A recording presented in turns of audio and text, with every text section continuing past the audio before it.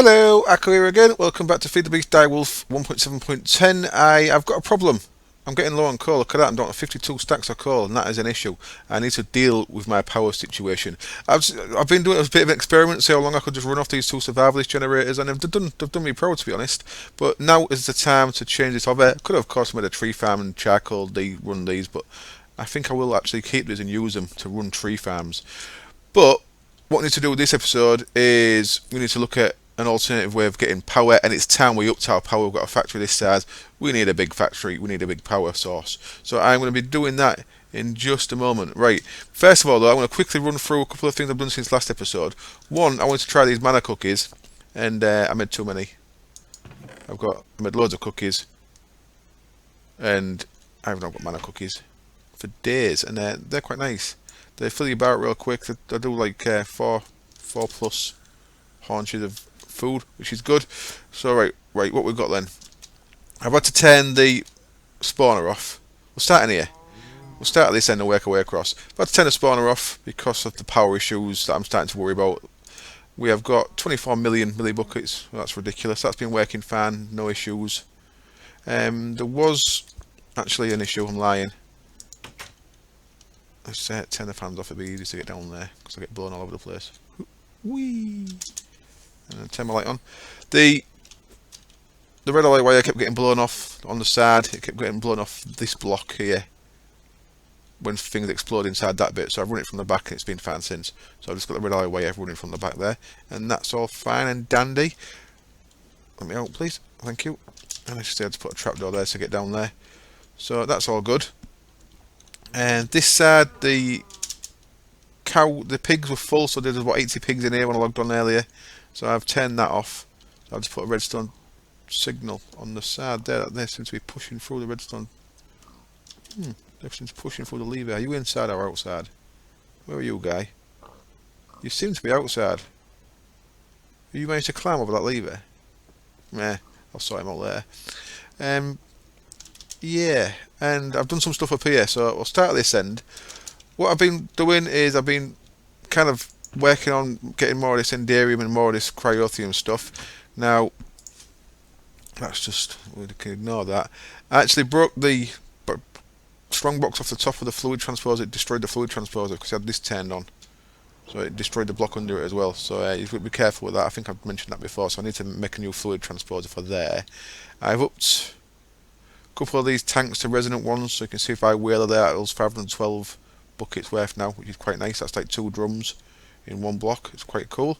And then down here I've got a little setup that I've been doing down here. I've been putting ender pearls in there and filling that up, but I've also got it so that we can send resonant ender into here for making the enderium blend. So I can just move the resonant thing across to there, or I can just put it straight through. Why have I got that fluid transporter there? I'm not sure what I've done there. I'm sure it'll become apparent to me when I'm not recording. And then here, there's a couple of things I've done. This has been taking some power. I've made a little setup here. Ignis extruder making cobble. Cobble getting turned into sand in a pulverizer. I've just been dumping the gravel it produces into a trash can because I've got loads of gravel from a couple of different sources over there and down there. And then into a cyclic assembler where from the pulverizer it just puts it into this row here, and that gets automatically crafted into sandstone. Gets put into this pulverizer. Pulverizes the sandstone. This one's fully upgraded to get more bonus secondary material, and as you can see, that secondary material is niter. Niter gets put into the barrel, and the barrel is full. And the sand that gets made gets put through an item conduit back into the bottom row of this and gets made into sandstone again. So I'm recirculating the sand back into there, half of the sand back into there. So as you can see, I've got a full barrel of niter. Very nice. And then down here, glacial precipitator. This guy makes snowballs, snow or ice, and he has been making me snowballs, which I've been feeding into here. Fluid transposer.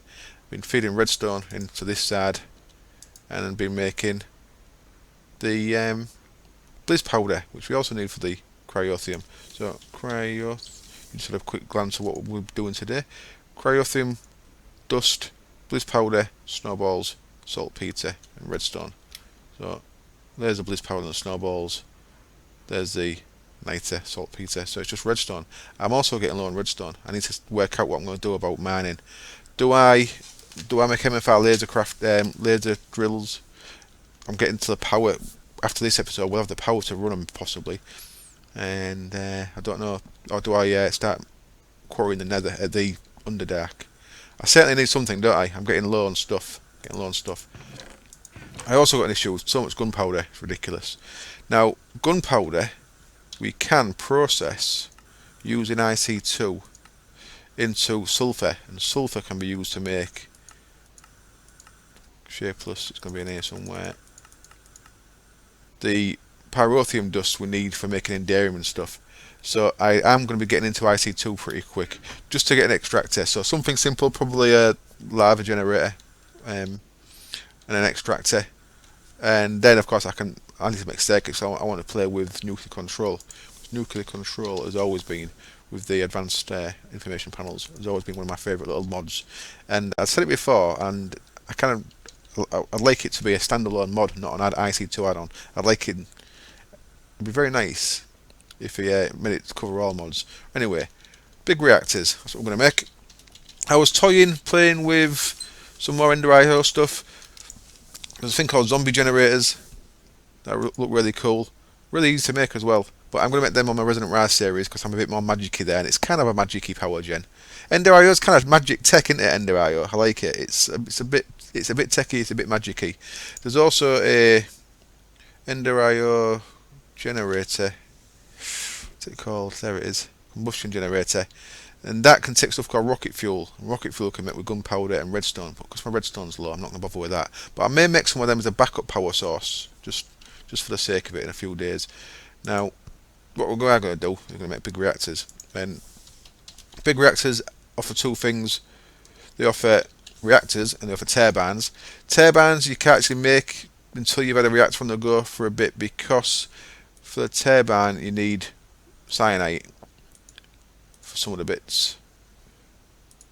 Cyanite for the turbine rotors, turbine blades, and for the turbine housings you need cyanite. Cyanite you craft. Oh look at that! You can actually craft it just using yellow these days. Cyanite you used to have to craft it from used for the waste products. Well, I am confused. So you can actually just craft cyanite now. Interesting. So I could make a turbine straight away, but I'm not going to bother just yet. I'm going to get a reactor going first. So I've got all the bits made here, and I've just made them all off camera just to get them done quick. You need graphite bars, yellorium. Graphite bars is just charcoal cooked again.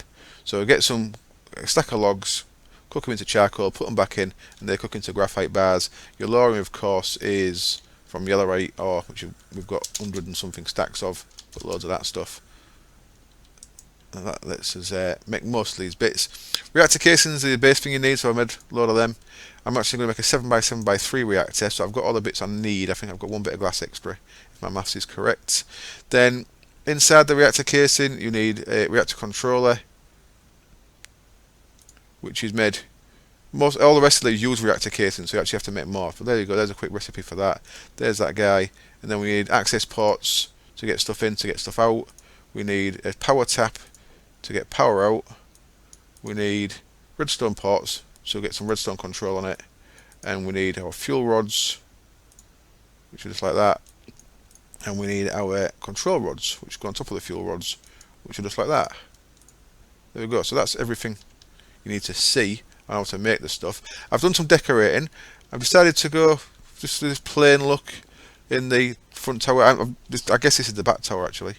I've not done the front tower yet, but this back tower I have done. If I get round to it, I'm going to put some possibly funky locomotion, but possibly Tinker's frames on there. But I need to make a smelter at some point. This is what I've done with the room.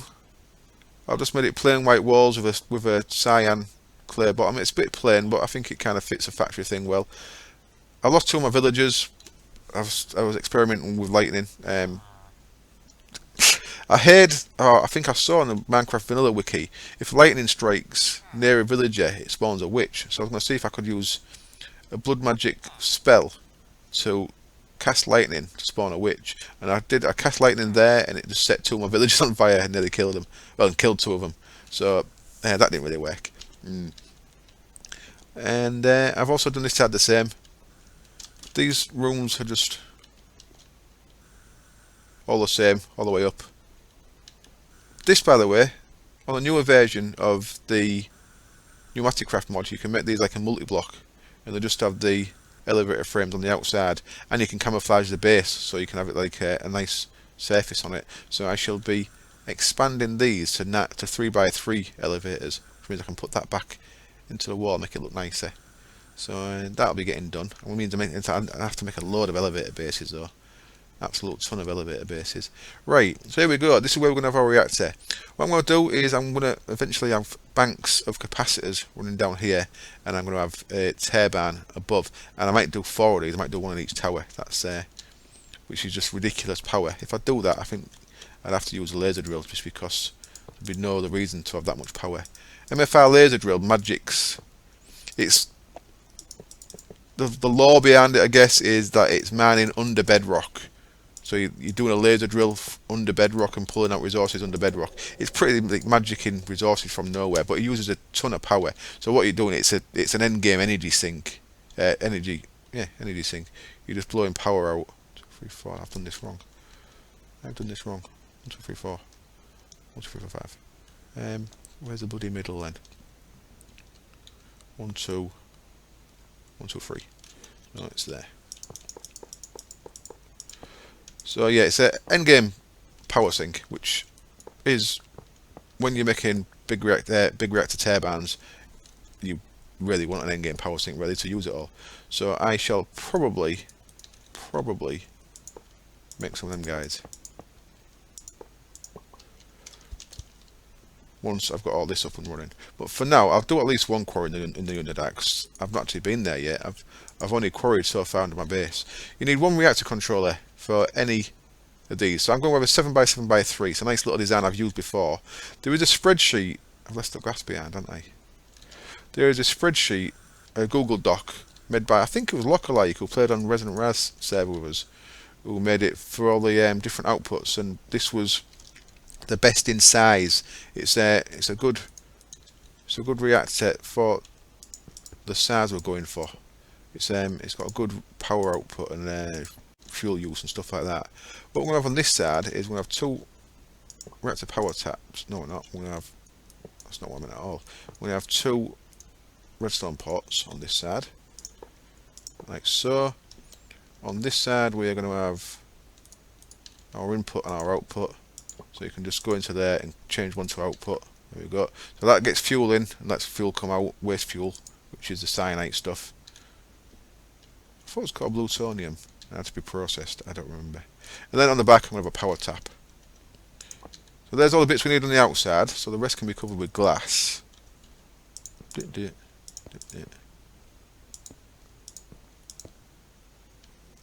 we go, there's glass all the way around. And then in the middle we have our fuel rods, and this design calls for 1, 2, 3, 4, 5, 6, 7, 8, 9 fuel rods, and each fuel rod needs a reactor control rod on the top. Now the control rod you can adjust, and I cannot remember if to make this run as efficient as possible if you need some adjustment on it. Basically what you're doing is you want your heat generated by the core to match the heat generated in the casing, so they even out. That makes it they run better by having them evened out. What we need now is some coolant for in here, and I'm actually going to use the gelid cryothium. So I actually need to get some of this into liquid form. So what I'm going to do is I'm going to grab 2 stacks of them. I need 8 stacks of them, aren't I? 1, 2, 3, 4, 5, 6, 7, 8. I'm going to need 2 stacks of that and 2 stacks of redstone. And then I need to combine all this. I can do it in there. It's actually going to be quicker. Do it over here in it. And where was I making that before? Did I have anything laid out for it? Looks like I did not. Let's just do it in this one. bang all that in there, and there we go. And we've lagged out a bit, but that's how you make it quick. Nice. So we've got 4 loads of that cryothium dust. What I want to do then is put that into a tank. So which one was for this? I guess it's the one that I've broken. I was going to use for this. Let's use this one. So get them in the magma crucible. They're going to go into there. That's going to fill up. I want that to output. Yeah, so all I need to do now is just shift that guy. So let me get my dolly out of here. Now I'm making too much of this, but never mind. So it's all good. I'll be able to use it. Shift that to, you can go down there for now. And you're empty, yeah. I'll put you on there. And we are going to have a resident tank with some jellied cryothium in. Now I need 5, 10, 16 buckets worth. So we're back when I've got at least 16 buckets worth. Okay then, here we are, and I was being silly then, I didn't need to move that barrel at all. I could just put the portable tank on top of the magma crucible. I don't know what I was thinking. But you can see there, I've got 25,600, so that was that 4 stacks. 4 stacks gets us 25.6 buckets worth of jellied cryothium, so it don't get much, does it? If I come across here now, what I'm going to do is I'm going to put this into here. Now, on the Google Doc it says use ender fluid, but I've just made this reactor twice in single player in my little creative test world, and it was slightly better using the jellied cryothium. So I'm going to use this. Well, it's as long as it's somewhere up near the top end of efficiency, I'll be happy. It's only if I don't want a really inefficient one. I'm not clever enough to work out for myself, so I use the information that wonderful people have put out on the internet. Because that's what wonderful people do. Now I have to ask Sace, sorry, oh, I'm freezing. I have to ask Sace if he knows if the turbine one that he made is still up to date. Because Sace did the Google Doc for the turbine stuff that he worked out. There we go, so that's all full of that stuff, and now we can fill this up. And you see then, when I've got the last bit of glass in, the multi-block structure changed and it's now become an actual multi-block, and we have got a big reactor. Cool. And you can tell by, if you click on here, you actually get the interface opens up. So a couple of things we need to do. One, we need to pump fuel in, and 2, we don't actually need somewhere for the fuel to go just yet. I think what I'll do is I'll use translocators, because they're going to be straightforward. Have I got any of them made? I have. Wonderful. So item translocators, and I might as well just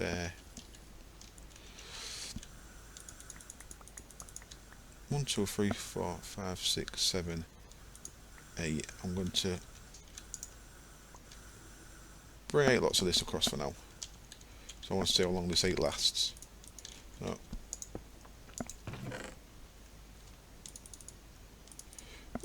it's not going to pull the gunpowder in because it can't take the gunpowder, obviously.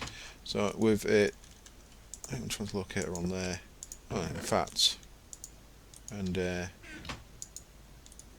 Elorium in the filter there. There we go. So that's going to fill that up with the Elorium. It's going to fill the hopper. It's got like a billet hopper there, and you can see inside. You can maybe not really see, but inside each rod has got Elorium in it now. So you can actually see it's filled up, and it's showing us there that we're 100% full. And now the other thing I need to do is put a bit of redstone control on this, so I don't want it running when it doesn't need to. So that's what I've got these guys over here for. So I'll put a bit of redstone conduit along there. And all I'm going to do is I'm going to set this one to input toggle reactor on off, set from signal. So when this gets a redstone signal, the reactor is on. When it doesn't have a signal, the reactor is off. Easy enough. And this one I'm going to set to this guy, output energy amount. I'm going to put active while below 90%. So if this guy, so see it's turned on, it's gone green. If this is below 90%, then it's going to be turned on. As soon as this is 90%, it's turned off. Really nice control on these guys. Really nice, very nice control on the big reactors. That's all you need. It works great. What we see here is we have got an output of 4000 RF a tick.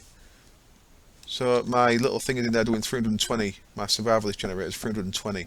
So we've upped our power output significantly. What you're aiming for is you want these balanced. You want the core heat and the casing heat to be about the same. This is rough, in rough terms. As I say, it's been a while since I played with this and I can't remember all the details. But we want them to be about the same. You can play around with the fuel rods, but until I can remember how to do that properly. So if I put that by 10, that's gone down a little bit, hasn't it? She was in 5.2 to 5.8, and that's down a bit. So in fact, I'm going to leave that as it was. You can, let's go back up a little bit again, look. So you can play around with the fuel rod insertion to change this. That's going up nicely. And you can see there we're producing cyanite. We're using half a millibucket a tick. So that's how much we're using. So if we're looking here, you'll see we have got a bit of cyanite in there. It's ejected out the core. I don't know if it's worth keeping them in the core, you know. I think it works better if you eject them. You don't have to eject them. You can have it so that they stay in there until you manually eject them. Not sure. Anyway, there you go. I've got power. So all I need to do now is hook that up to my main power system. I can take them survivalist generators away. I think I'm going to do some rejigging of farms. I think I'm going to change these to farming stations. The from Ender Eye up there, and I'm going to run. I don't need to run them. I'm going to use them for tree farms, aren't I? Anyway, I'll get my power hooked up so I stop using this coal. Okay then, I've pulled the stuff out of the wall there, and I've upgraded these to resonant energy cells while I was doing that. So I thought, why not? And you do that just by putting 4 Enderium ingots around the redstone ones, so they're now both resonant ones, which hold 50 million RF. Lovely. And what I can do is whip over here with these, and what do I want these? I might have to make another one of these because I like 3 better than 1. What I'll do, I think, is for now is I'm gonna have these there with power going out the top, and that's and power coming in from the bottom. So we'll just send this across to the wall there. Now the issue we're going to start seeing soon is we're going to need better conduits soon, because these are limited in the amount of power they can send across. The resonant energy cells can take a lot more power,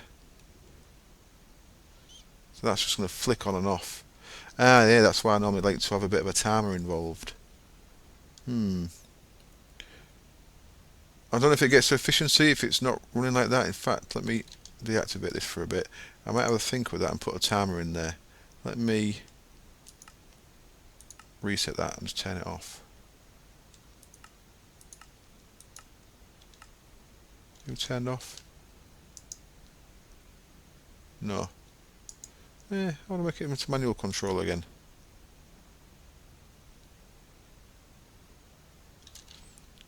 Keeps wanting to do it, doesn't it? In fact, let me just think about this. So that's going to keep toggling on and off. What I believe I normally do is I have it so that it turns on below a certain percentage and then turns off once it gets to a high percentage. So do I normally have 3 of them? I have to have a think about that. But basically what we've got is we've got power coming to these guys. Excellent, we've got power going out. So yeah, I might have to look at better conduits. There is... Oh no, I've clicked on the yellow box. Damn it. Does that mean my thing's broken? Oh no. There was a bug that if you clicked on the box... Oh yeah, look, it's broken my broken my NAI, so I need to do a full hard reboot of my game because NAI is now broken. So, son of a thing. Right, that should be. Let me look in there, please. I can't look in there. What am I doing? What am I doing looking in there? What am I looking in there? So that's got a lot of power in, but it's coming out really slow. I am going to reboot my game. I am going to get some of the better conduits made, at least to there, and then probably more from there later on. I'm actually going to use Ender.io capacitor banks, but I just thought I'd make these for now. I shall be back once I've sorted out my NEI, and I think I might get some farms made for the rest of the episode. Okay then, I'm back, and first of all, I'm not sure what to talk about farms. There's nothing I need to set farms up for at the minute. Everything is like all the barrels are full, so I don't know what farms I was going to change. I don't know what I was thinking about there, to be honest. I think I was getting mixed up with something. Never mind. So what I've done here is I've made a stator cell. Stator cells are really funky. It's the usual stuff, but you have to do a little bit extra with a stator cell. With a stator cell, you need this kind of middle silicon chip. It uses this infused silicon, which is cut red silicon compound, which is normal silicon with redstone around it.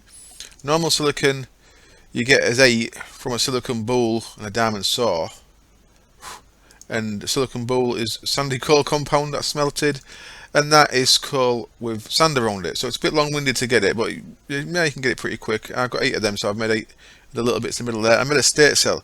What a stator cell does is you can set a timer on it. So I've set it for 60 seconds, and when it gets an input, then that timer starts, but it only starts when the input goes off. That makes sense? So as long as that input's on, the timer does not kick in. As soon as that input stops, the timer kicks in, and the output stays on for whatever the timer is set to longer than the input. Yeah? So if that was on for 5 seconds, then this would be on for, if it's set to 60 seconds, it would be on for 65 seconds. If this was pulsed, this would be on for 60. If this was on for 10 minutes, this would be on for 10 minutes 60. I hope that makes sense. So what I've got set here is I've got this set to 45%. So when this drops below 45%, and it's at 90.2, that was with it on 40, so I put it to 45. So it should go to about 95% and then turn off. So as long as that's below 40%, then this will stay on, and that'll stay in its unset position, if you know what I mean. The timer won't start. As soon as it hits 40%, this will turn off. Sorry, 45%. This will go for another 60 seconds beyond that, which will go from 40% up to 95%. That's a theory anyway. So we'll see what it does in a minute. What I've done is I've made some of the Ender energy conduit. This can move 20,000 RF a tick. That's miles more than we're moving with this. We're moving about 4,000 a tick. So we're more than capable of moving all the power out of this. What I've also done is I've set the resonant ender cells to their max. I'll just shift. No, is it? That's one of them. Shift right click. No.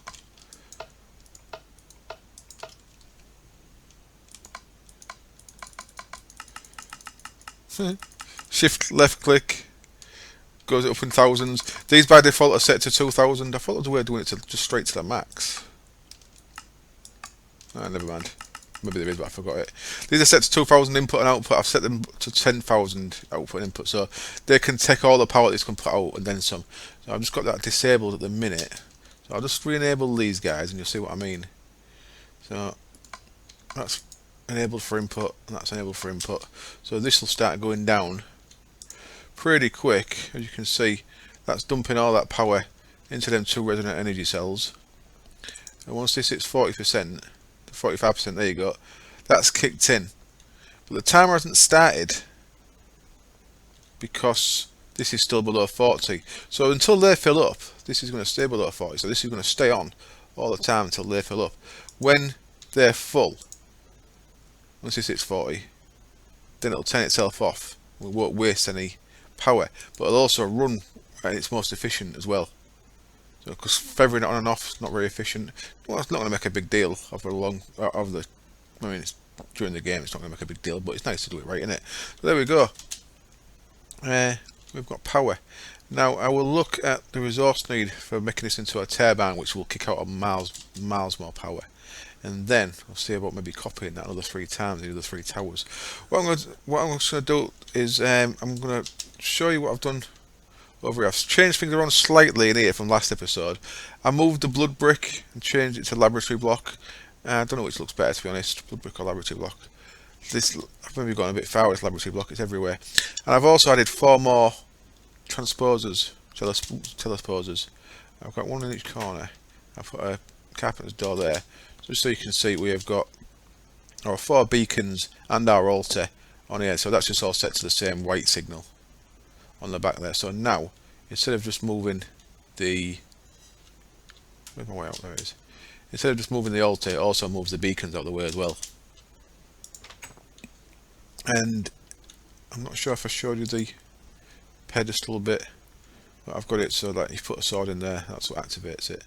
So most people do craft stuff if you put a sword in it on a pedestal, or if you put if you sit on a stool, for example, or if you open a cookie jar, they all give it a redstone signal so you can use them as triggers for stuff.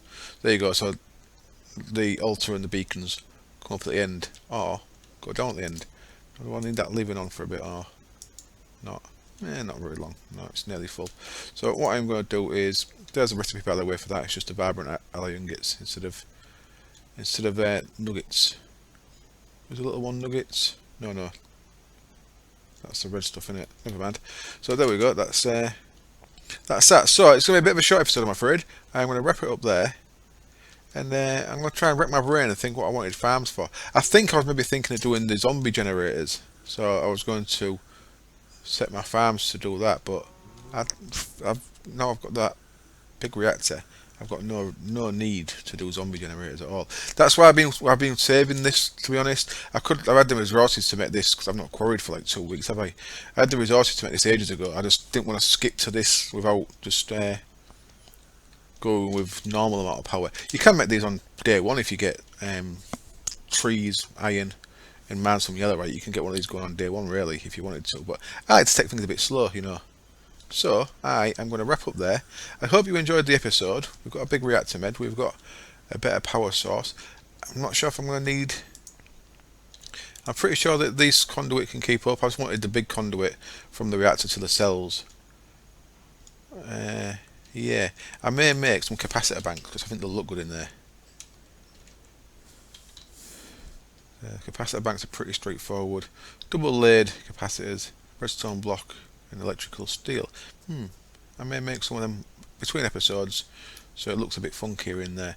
Right then, one other thing, I think I'm not going to bother with applied energistics this season. I kind of like this setup. It's a bit shabby, but I kind of like it. I am going to be doing applied energistics on Resonant Rise. So because that's got a thing called thermic energistics that I want to play with, an add-on for Thermcraft applied energistics crossover add-on. So I think I'm going to do it on there, which means no point in doing it on here as well. So I think I'm just going to stay with this shabby, it's not that shabby, is it? It's a real nice barrel system, really, barrel system and IO system. So yeah, thank you as always for watching. I hope you found it entertaining, and I hope the big reactor stuff was easy to follow. I think I can safely turn that back on now. I'm going to see about getting that drum filled, and I shall see you next time. Cheers, bye.